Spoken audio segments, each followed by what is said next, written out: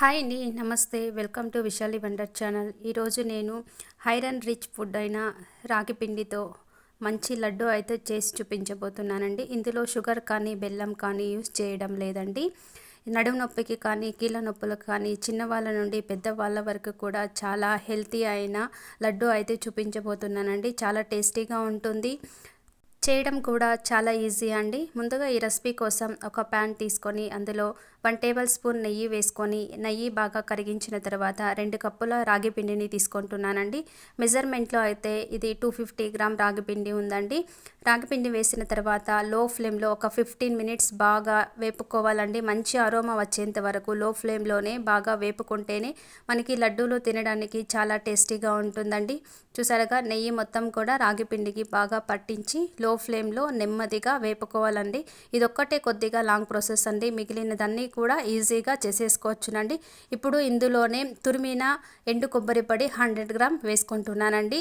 ఎండు కొబ్బరి వేసుకోవడం కూడా చాలా టేస్టీగా ఉంటుందండి. ఎండు కొబ్బరి చివరగా వేసుకొని మరో 5 మినిట్స్ బాగా వేపుకోవాలండి. ఇప్పుడు ఇంకొక ప్యాన్ తీసుకొని ఇందులో 50 గ్రామ్ పల్లీలు తీసుకుంటున్నానండి. 15 ఇంకా 100 గ్రామ్ తీసుకోవచ్చునండి. నేను తీసుకున్న మెజర్మెంట్కి కరెక్ట్గా సరిపోతుందండి. వీటిని కూడా లో ఫ్లేమ్లో బాగా వేపుకోవాలండి.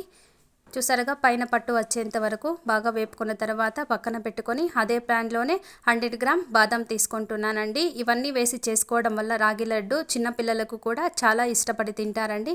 ఈ రెండు కూడా వేపుకొని చల్లారిన తర్వాత పొట్టుతో సహా నేను తీసుకుంటున్నానండి. ఒక మిక్సీ జార్లో వేసి ఇలా బరక్గా గ్రైండ్ చేసుకొని పక్కన పెట్టుకుంటున్నానండి.